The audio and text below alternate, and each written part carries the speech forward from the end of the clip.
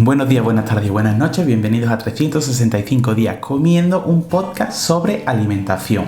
Antes de empezar a hablar del tema de este podcast, quería agradecer a todo el mundo que ha escuchado el primer podcast, que con solo un día estando subido en las plataformas ya llevamos más de 30 reproducciones, cosa que estaba totalmente fuera de mi esperanza al haber subido el podcast.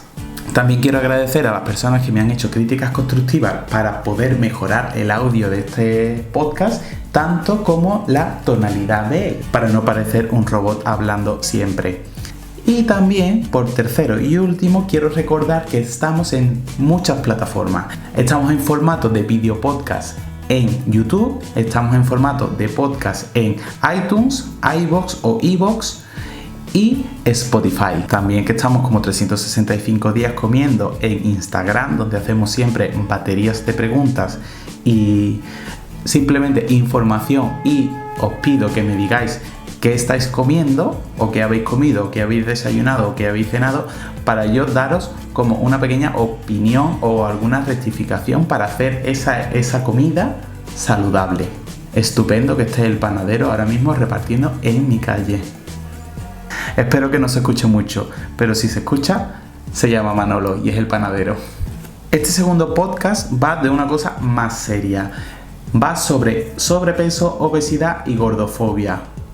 Entonces, para empezar a indagar un poco en el tema, primero tenemos que saber qué es sobrepeso, qué es obesidad y qué nos cataloga como que estamos en sobrepeso u obesidad. El índice que se utiliza para catalogarnos según nuestro peso o grasa corporal, o llamémosle gordura, es el índice de masa corporal, que es el utilizado sobre todo por la OMS para ayudarnos a saber si necesitamos bajar de peso, si no, si nuestro peso está asociado con cierto tipo de enfermedades o no. Para calcular el IMC lo único que necesitamos hacer es dividir nuestro peso en kilos por nuestra altura expresada en metros al cuadrado. Tras hacer esta división nos da un número. ¿Qué hacemos con ese número? Pues lo consultamos con la tabla de IMC o índice de masa corporal o índice de Quetelet. ¿Por qué se llama Quetelet? Porque el estadístico que hizo esta relación se llamaba Adolf Quetelet, era belga. Tenemos que partir de la base sabiendo que este índice de masa corporal no es exacto, porque solo relaciona el peso y la altura. No tiene en cuenta ni la edad, ni el sexo, ni el porcentaje de grasa corporal, ni el porcentaje de masa muscular esquelética que poseemos. Entonces da lugar a error en ciertos casos, que ahora os lo contaré, para que tengáis un poco más de información a la hora de calcular vuestro IMC y saber si esa relación es válida o no válida. Vale, pues esa cifra que nos da tras hacer la división la tenemos que comparar en la tabla de IMC. Si es por debajo de 18,5 estaríamos en infrapeso o bajo peso. Si es entre 18,5 y 25 estaríamos en lo que se llama normopeso o peso saludable. Si estamos entre 25 o 30 ya estaríamos en sobrepeso. Y a partir de 30 en adelante sería obesidad. Siendo mayor que 40, es decir, más de 30 ya es obesidad. Pero más de 40 ya es catalogado como obesidad mórbida, que sería el tope del tope. Es decir, ya no hay más tipos de obesidad o tipos de sobrepeso por encima de 40. Todo lo que sea mayor de 40 es obesidad mórbida.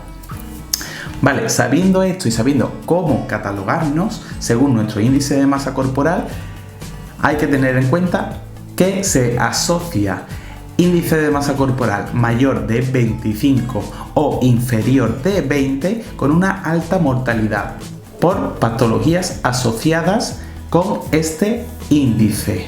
¿Por qué he dicho antes que esta medida puede dar lugar a error? Porque esta fórmula implica que individuos altos con la misma forma de cuerpo y una composición corporal, es decir, masa, músculo, agua, etc., una composición corporal saludable relativa a la altura, tienen un mayor índice de IMC.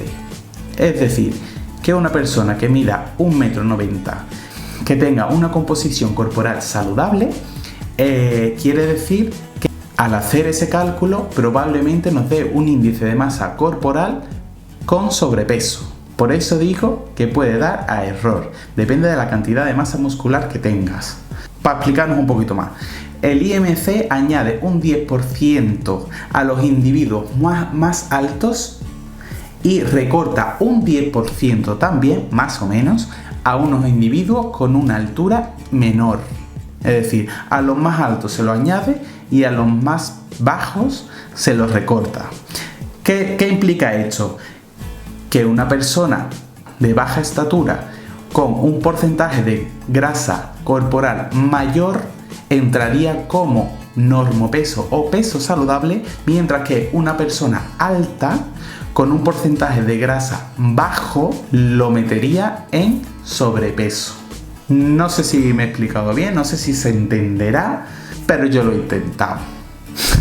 Entonces podemos tomar el IMC como un índice que sirve para personas con estatura media. Con esto no quiero decir que tengamos que criminalizar al IMC, simplemente saber cómo funciona el índice y saber utilizarlo bien. Ahora vamos a hablar un poco del porcentaje de grasa corporal o las tablas de grasa corporal, que te categoriza, igual que el IMC, en infrapeso, normopeso, sobrepeso y obesidad, pero tiene en cuenta la edad y el sexo. Sabiendo esto, ya sabemos que tenemos unos parámetros diferentes o unos factores diferentes al del IMC.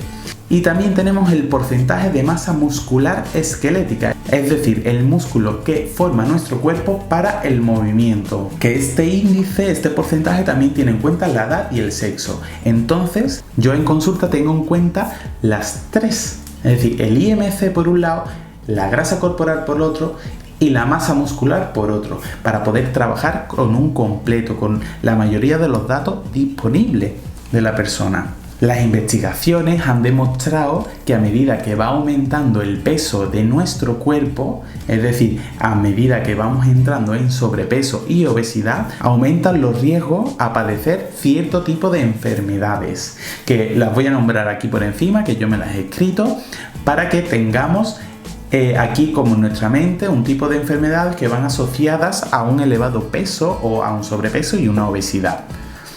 Vale, serían enfermedades cardiovasculares, una enfermedad coronaria, hipertensión, dislipemias, colesterol alto, LDL o colesterol HDL bajo y unos triglicéridos altos. A esto le pongo doble asterisco porque en realidad eso viene provocado o por una predisposición genética o por una mala alimentación. No implica solo y exclusivamente tener sobrepeso u obesidad. Es decir, tú puedes estar con sobrepeso alimentándote saludable, de manera saludable. Entonces, si tú no tomas cierto tipo de grasas o no tomas cierto tipo de azúcares o estructuras tu alimentación con una amplia variedad de verduras, no tiene por qué suponer que desarrolles dislipemias. También entre enfermedades cardiovasculares serían accidente cerebrovascular, infartos de miocardio, varices, coágulos, etc. Ahora vamos a pasar por una de las grandes enfermedades metabólicas, la prediabetes o diabetes tipo 2. Sería una enfermedad metabólica desarrollada por una mala alimentación, un mal estilo de vida o un estilo de vida sedentario. Van asociadas a la obesidad y al sobrepeso. También le tengo puesto doble asterisco porque tú puedes tener sobrepeso pero tener una buena alimentación, que no implique que tomes azúcares en abundancia que hagan que tu páncreas trabaje más de la cuenta y provocarte una diabetes tipo 2 o una prediabetes, que sería el predecesor de acabar con una diabetes tipo 2. Que en otro podcast hablaremos de la diabetes y de cómo aplicar el famoso papelito que nos dan los médicos para organizarnos la comida. ¿Cómo puedo decirlo? Desengranar ese papel y aplicarlo a una organización de cocina en casa.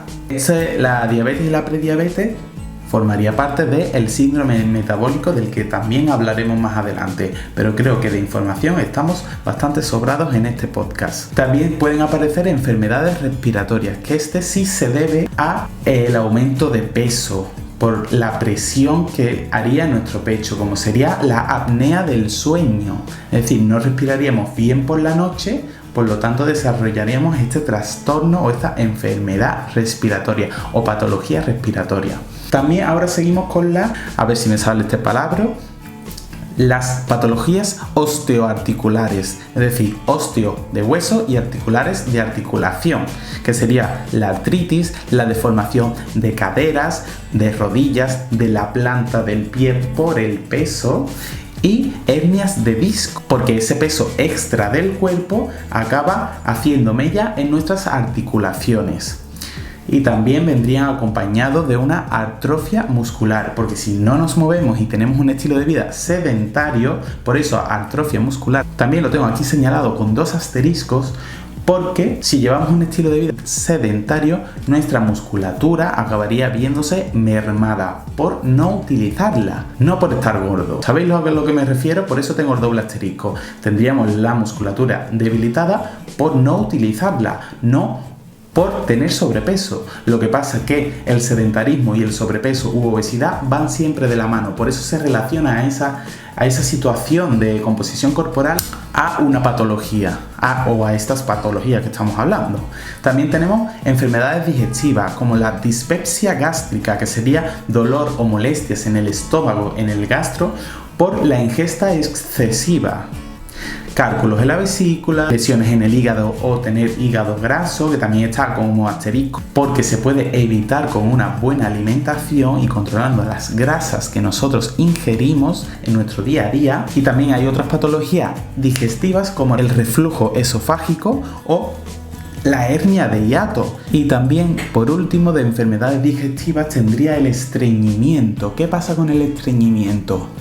Que si tú llevas un estilo de vida sedentario, no te alimentas a base de verduras y no hay movimiento, no ayudas al peristaltismo de nuestro sistema digestivo, de los intestinos, entonces aumentan las posibilidades de padecer estreñimiento. También lo tengo con doble asterisco porque con una alimentación y un poco de movimiento, andar sobre todo, por ejemplo, ayudaría a aliviar el estreñimiento.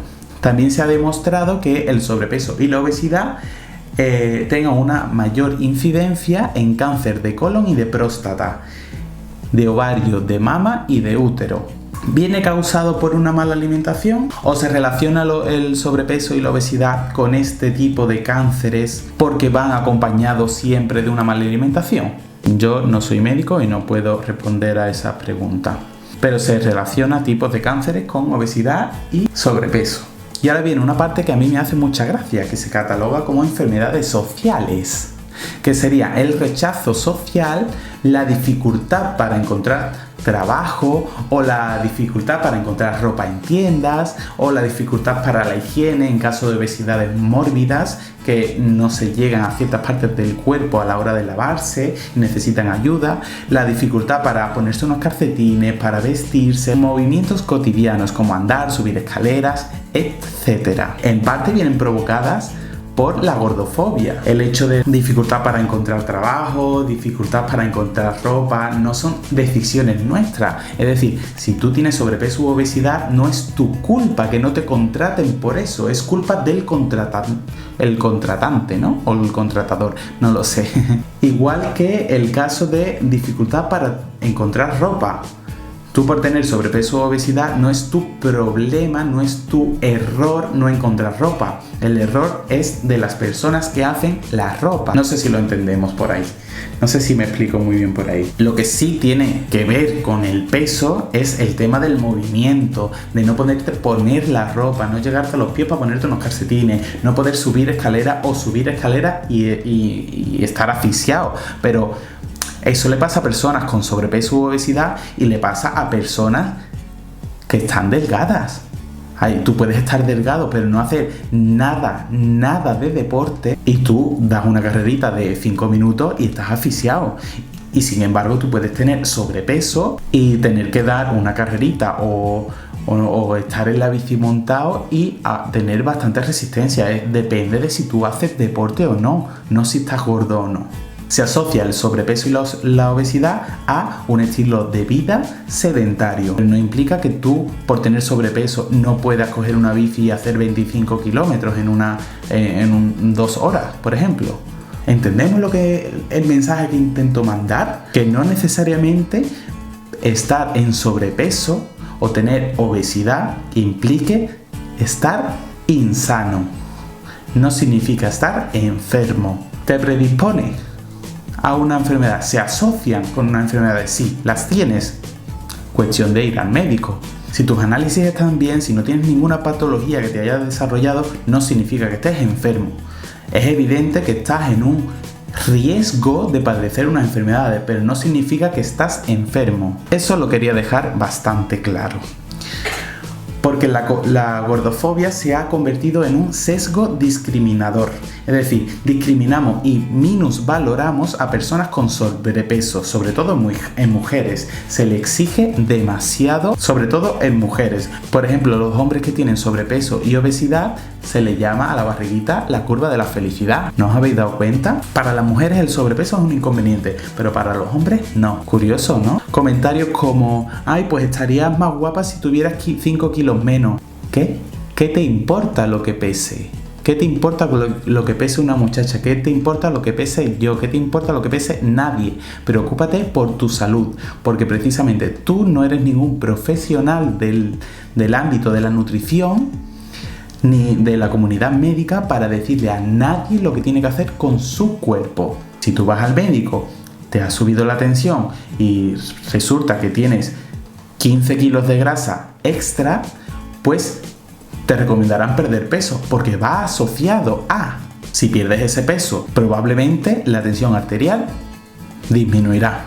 Pasamos a tratar a las personas que tienen sobrepeso u obesidad por un estereotipo, es decir, son personas que desde el punto de vista de un gordófobo, porque tiene palabra gordófobo, parten con una desventaja, es decir, para las personas gordófobas o que tengan un discurso gordófobo, significa que parten con desventaja, que no pueden competir con el resto. Sin embargo, antes estar gordo significaba bonanza, significaba supervivencia. Es decir, en la época del hambre el que estaba gordo era el que tenía a su alrededor los medios disponibles para acceder a comida. ¿Veis?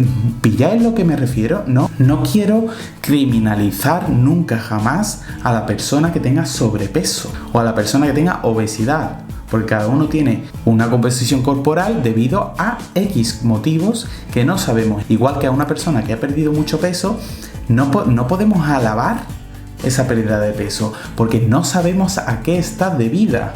No sabemos si está debida a una enfermedad que la está consumiendo, o si está debida a un trastorno alimentario, o si está debida a, no sé, simplemente porque quiera alimentarse mejor y quiera bajar. No nos importa lo que cada uno haga con su cuerpo. No nos importa. También a las personas con sobrepeso u obesidad las tratamos como con falta de autoestima, como si tuvieran problemas para relacionarse con personas, para encontrar pareja. Le estamos poniendo un estigma social que no es necesario. Porque si una persona está gorda, porque esa palabra existe y la tenemos demasiado demonizada, porque lo usamos para atacar a las personas, si una persona está gorda, no hace falta que se lo digas. No es necesario, porque puedes ser tú uno de los factores de que esa persona desarrolle un trastorno de la conducta alimentaria, que es lo que ha sido tan criticado en redes con Carlos Río. No sé si entendéis el mensaje al que quiero llegar. Tenemos una normatividad aceptada, es decir, unos cánones de belleza irreales que no ayudan a las personas normales de este mundo, que discriminan a una parte de la sociedad que precisamente no es una minoría. Porque el sobrepeso y la obesidad es un problema de la sociedad, pero precisamente porque no sabemos lo que comemos, no hay conciencia social de lo que de cómo debemos alimentarnos. Sin embargo, parece que la conciencia social de discriminar a una persona gorda sí está aceptada. La excusa de hablarle a las personas por su sobrepeso u obesidad y decirle que no es sano. A una persona delgada que está comiéndose una hamburguesa en una franquicia de estas tan importantes como ya sea Burger King, McDonald's o lo que sea, tú no le dices que es insano. Es más, está como aplaudido, como una envidia. Estás delgada y estás comiendo este tipo de comida que no se debería comer, porque lo único que nos importa es la imagen que se refleja en el cuerpo. Es decir, lo que reflejamos, aunque comamos comida basura, si estamos delgados, está socialmente aceptado. Es como, a ti no te hace falta hacer dieta, a ti no te hace falta comer saludable, porque tú ya estás delgada o delgado. No, ese no es el mensaje que hay que transmitir. Igual que a una persona gorda, verlo comer verdura es como, ay, qué lástima esta dieta. No, precisamente hay que comer verdura en todas las comidas del día. Así que para terminar este podcast voy a decir que ser delgado no implica estar sano y tener obesidad o sobrepeso no implica estar enfermo. La gordofobia sí es una enfermedad para mí, o la considero como una enfermedad, igual que considero la transfobia, la homofobia, etc, etc, etc. Es un tipo de discriminación. Muchas gracias por escuchar este podcast, que creo que me ha quedado bastante más largo que el otro, pero es un tema que realmente me afecta a mí, a mi alrededor.